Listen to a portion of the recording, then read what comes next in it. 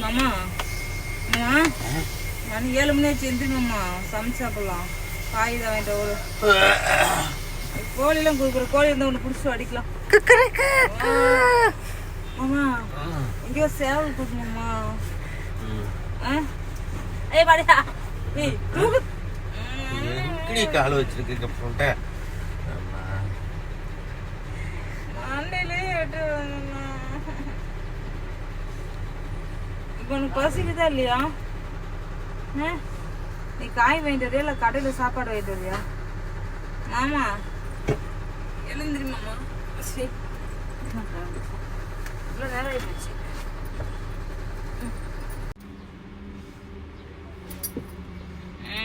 காய் கடை திறந்து தெரியல கீழெல்லாம் இறங்கவே முடியல என்னால பூரா ஒலையா கிடக்குது நீ போய் வாங்கிட்டு இருந்தா குழம்பு வண்டி வெளியே இருந்தால் தான் நான் கீழே இறங்குவேன் கீழெல்லாம் கசன்னு கிடக்குது மழை பெஞ்சு இதை எப்படி நான் கால் வச்சு கறிக்கோட்டை மோசமாக நான் கீழே இறங்க முடியாது போய் வாங்கிட்டு வாங்க இந்த மழங்கால எங்க இருக்குதுன்னே தெரியல இப்ப எடுத்து வைக்கிறோம் வரமாட்டேங்குது மழங்கால வர மாட்டேங்குது எனக்கு தான் இடுப்பு வலிக்குது என்ன பண்றது முது ஒண்ணுமே பண்ண முடியல என்ன பண்ணலாம் சொல்லு வண்டியில இருந்தா எல்லாமே வலிக்கும் வீட்டுக்கு போய் ரெஸ்ட் எடுத்தாதான் வலிக்காத இருக்கும் எழுந்துரு இந்த நட போய் வண்டிக்கு ஆள் போட்டுட்டு நம்ம ரெஸ்ட் எடுத்துட்டு எழுந்துரு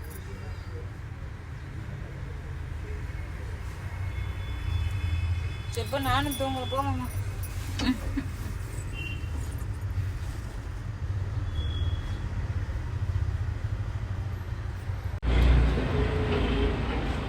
किलो हाँ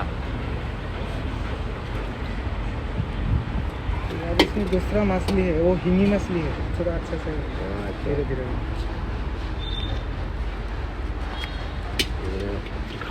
ये मछली कुछ नहीं है देखो ऐसा मछली है डाल दो इसमें डाल दो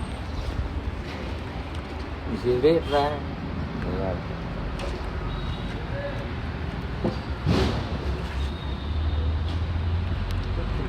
किलो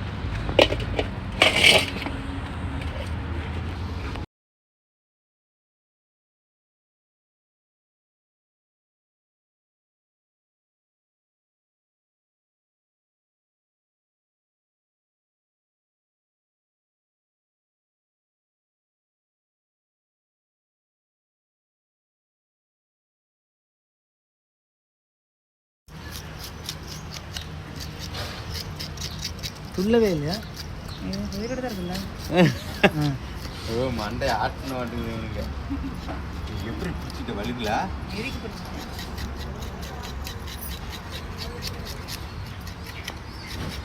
அவர் மூக்க கடிக்க விட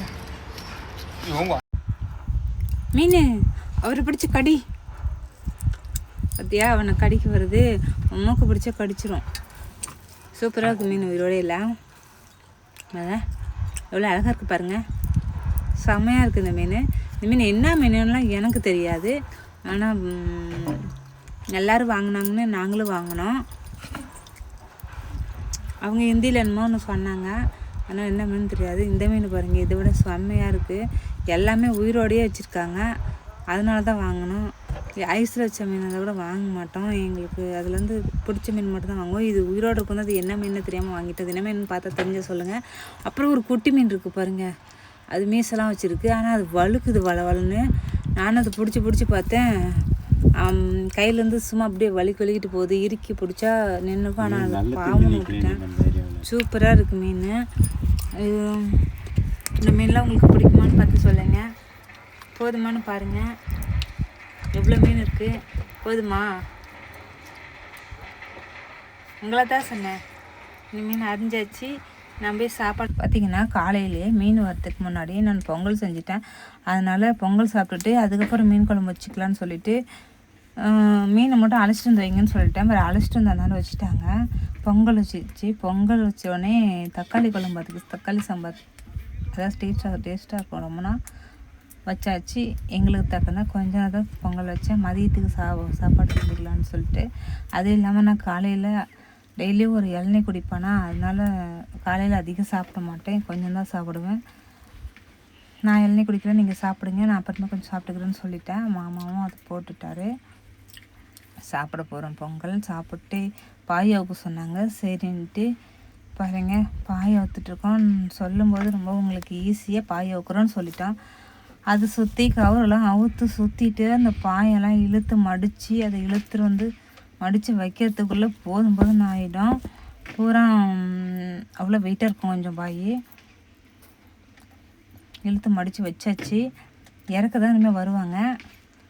அவங்க இறக்க வரும்போது என்ன நினச்சோம், பூரா கொஞ்சம் அப்புறமே சுற்றிக்கலாம் அப்படின்னு சொல்லிட்டு, சரி இழுத்துட்டு இருந்தே போட்டுடலாம். மழை வந்ததுன்னா திரும்ப நம்ம தான் அதை உடச்சி விடணும் பாயை, இல்லைன்னா மழையில் நனைஞ்சிச்சுன்னா நம்ம தான் பொறுப்பு.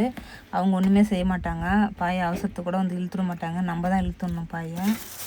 ஏன்னா இறக்கி முடிக்கிற வரைக்கும் டிரைவரோட பொறுப்பு தான். அதனால் அதை அப்புறம் வச்சுட்டு வந்து மதியம் பாருங்கள் பசி எடுத்துச்சு. அதனால் மீன் குழம்பு நான் அப்போவே வச்சுட்டேன். ஏன்னா மதியம் எப்படியும் வந்தோடனே பசிக்குன்னு சொல்லிட்டு மேலே உட்காந்துருந்தோம். கொஞ்சம் நேரம் நெவுலாக இருந்துச்சு, மரத்து நெவில். அப்புறம் மாமா எனக்கு பசி இன்னும் தாங்கலன்னு சொல்லிட்டு அவரே வந்து பாருங்கள் தலையாக அறுத்து போட்டுக்கிறாரு. மாமாவுக்கு தலைன்னா ரொம்ப பிடிக்கும். அவர் நீ சாப்பிடுமாம்மா, எனக்கு நான் கொரங்காய்ச்சி சாப்பிட்றேன்னா, இல்லை நீ ஏஞ்சிவான்னு சொன்னார். சரின்ட்டு நம்மளும் சாப்பிட்லான்னு சொல்லிட்டு சாப்பிட்டோம். சரி லோடு இறக்கிடுச்சு. இங்கே வந்து எங்கேயுமே ஆஃபீஸ் தெரியாதுன்னு சொல்லிட்டு தான் அப்போ கேட்டோம், உங்களுக்கு யாருக்காவது ஆஃபீஸ் நம்பர் தெரிஞ்சால் கொடுங்கன்னு சொல்லிட்டு. நம்ம நண்பர்களும் நிறைய பேர் ஆஃபீஸ் நம்பர் கொடுத்தாங்க. இன்ஸ்டாவில், யூடியூப்லேயும் இல்லை, யூடியூப்பை விட இன்ஸ்டாவில் வந்து அதிகமாக நம்பர் கொடுத்தாங்க. எல்லா நம்பருக்கும் போட்டோம். இங்கே பார்த்தீங்கன்னா கவுகாத்தியில் வந்து ரேட் வந்து ரொம்ப அடிமட்ட ரேட்டுக்கு வருது. இங்கேருந்து வந்தால் டீசலுக்கு தான் சரியாக போகும். டீசல், ஆர்டிஓ, டோல்கேட்டு இதுக்கு தான் சரியாக போகும். அந்தளவுக்கு தான் இங்கே வந்து ரேட்டு போடுறாங்க. வரும்போது வந்து 5-10 மீதி ஆனாலும் போகும்போது அது கூட இல்லை. அந்த 5-10 2-3 நாள் இங்கே ஆல்ட்டுலேயே போயிடும் போல். இவங்க இறக்குனோடனே இன்றைக்கி தரமாட்டேன் வாடகை போட்டு விட்றேன்னு சொன்னாங்க. போட்டு விட்டா பரவாயில்ல, போட்டு விட்டா உடனே கிளம்பிடுவோம். போடலை. அப்புறம் பார்த்திங்கன்னா நைட்டுக்கு ஏதாவது 2 சப்பாத்தி வாங்கிக்கலாம். இறக்கி முடிச்சாச்சு. சப்பாத்தி வாங்கிக்கலான்னு சொல்லிட்டு நைட்டு 2 சப்பாத்தி ஆளுக்கு சாப்பிட்டுக்கலான்னு சொல்லிட்டு மாமா சப்பாத்தி வாங்கி போயிருக்காரு. இங்கே வந்து கீழே இறக்கி நின்றுட்டோம். வண்டிக்கும் கீழே அங்கே பாருங்க செமையாக இருக்குது. இது வந்து எங்கே இருக்கோன்னு பார்த்தீங்கன்னா கவுகாத்தியில். இது வந்து ஹோட்டலில் இங்கே பாருங்கள் பெல்தாலாவில். இந்த ஹோட்டலில் வந்து